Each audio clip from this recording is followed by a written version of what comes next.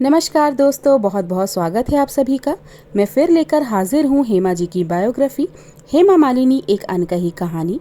कल तक हमने जाना था कि किस तरह से हेमा जी और धर्मेंद्र जी की पहली मुलाकात हुई। पहली नज़र का ये आकर्षण था। धीरे धीरे साथ काम करते करते ये आकर्षण प्यार में बदल गया। हालांकि इस प्यार में बहुत सारी अड़चनें थी। जहाँ एक तरफ धर्मेंद्र जी पहले से शादीशुदा थे, उनके 4 बच्चे भी थे। उधर हेमा जी की जो फैमिली थी वो एक आयंगर ब्राह्मण फैमिली थी और वो बहुत ही कंजर्वेटिव फैमिली थी। उन्हें इस तरह धर्मेंद्र जी से हेमा जी की नज़दीकियाँ बिल्कुल पसंद नहीं थी।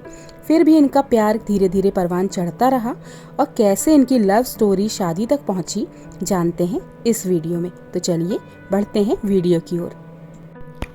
हेमा याद करते हुए बताती हैं, मैं करीब 20 साल की ही थी और अप्पा मेरे विवाह की चिंता को लेकर व्यग्र हुए जा रहे थे। वे भावी जीवन साथियों के चित्र मेरी सहमति के लिए मेरे पास लाते ही रहते थे। मैं अनमने ढंग से उन पर एक नज़र डाल लेती थी और बिना कुछ कहे उन्हें वापस कर देती थी। मेरे पिता हमेशा पूछते थे कि मैंने क्या सोचा या मेरा क्या जवाब है। मेरे पास कभी कोई उत्तर नहीं होता था। मेरे मन में धर्मेंद्र जी के प्रति आकर्षण था, पर इसे खुलकर कह पाने का साहस मुझ में नहीं था। मेरे मन में यह बात भी थी कि उनके शादीशुदा होने के कारण यह रिश्ता व्यर्थ सा ही था, पर अपनी असाधारण परिस्थितियों के कारण मैं उनका साथ छोड़ना भी नहीं चाहती थी। फिल्मी सेट पर बने एक निर्दोष मित्रता के रिश्ते ने धीरे धीरे अत्यधिक लगाव का स्वरूप ले लिया था। वह मुझे हंसाते रहते और मैं अपने आप के बारे में अच्छा अनुभव करने लगी थी। जब भी वे मेरे आसपास रहते, मैं हमेशा चहकती रहती। चूँकि हम कई सारी फिल्में एक साथ कर रहे थे, इसलिए परिस्थितियां भी कुछ ऐसी बन गई कि हम हर वक्त साथ ही रह रहे थे। हेमा ललक के साथ कहती हैं, उनकी जोड़ी चमत्कारिक परिणाम वाली थी और फिल्मकार उन्हें एक साथ साइन करने के लिए लालायत रहते थे। प्रमोद चक्रवर्ती ने इस जोड़ी के साथ 4 फिल्में नया ज़माना, जुगनू, ड्रीम गर्ल और आज़ाद की, तो साथ ही दुलाल गुहा की 3 फिल्मों दोस्त, प्रतिज्ञा और दिल का हीरा में भी इस जोड़ी ने धूम मचाई। इस जोड़ी को साथ लेकर फिल्म बनाने वालों की तो लंबी लिस्ट है, जैसे कि रामानंद सागर, चरस, M.A. थिरुगमन, माँ, Manmohan Desai, Chacha Bhatija, Ravi Chopra, the burning train, Basu Chatterjee, Dil Lagi, Mohan Sehgal, राजा जानी और सम्राट, हरमेश मल्होत्रा, पत्थर और पायल, उमेश मेहरा, अली बाबा और 40 चोर और विश्वजीत चैटर्जी, कहते हैं मुझे राजा। इस जोड़ी की पर्दे पर की केमिस्ट्री में एक जादुई अंदाज था और दर्शक तो जैसे इनके दीवाने ही हो चले थे। और फिर एक दिन दृश्य के बीचों बीच धर्मेंद्र ने हेमा से पूछा, क्या तुम मुझसे प्यार करती हो? मेरा दिल धक्क से रह गया और मैं तुरंत कोई उत्तर न दे सकी। और फिर मैंने कहा, मैं उसी आदमी से प्यार करूंगी जो मुझसे शादी करेगा। उन्होंने फिर जोर दिया।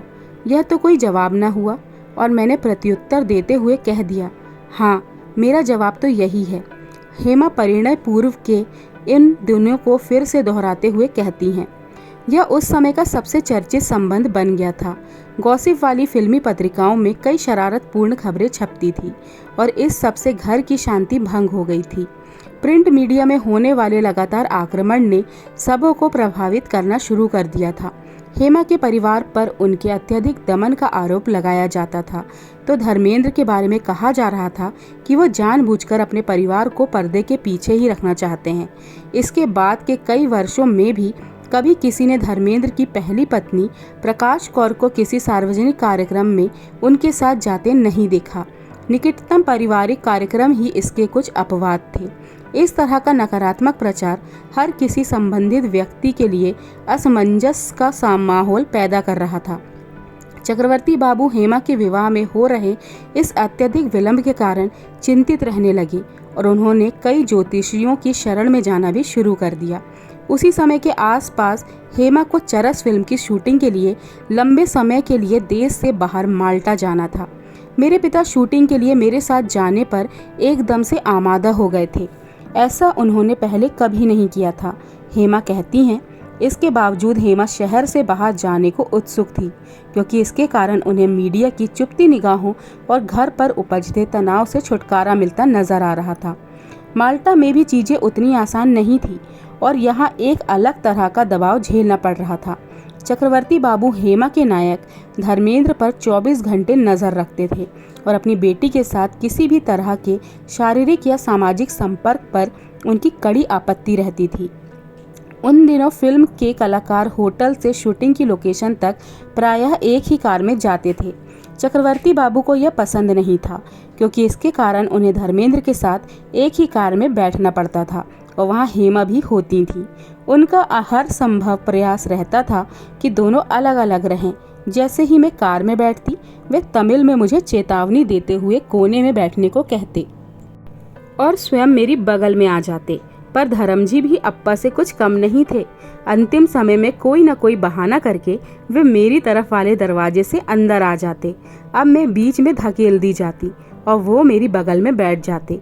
आज इस तरह की बचकाना हरकतों पर हंसी आ जाती है, पर यकीन मानिए उस वक्त यह सब कतई मजाकिया नहीं था।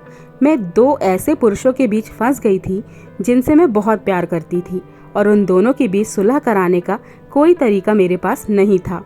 मज़े की बात तो यह थी कि चक्रवर्ती बाबू को धर्मेंद्र के बारे में कोई खास आपत्ति भी नहीं थी, सिवाय इसके कि वे उनकी बेटी हेमा से प्यार करते थे।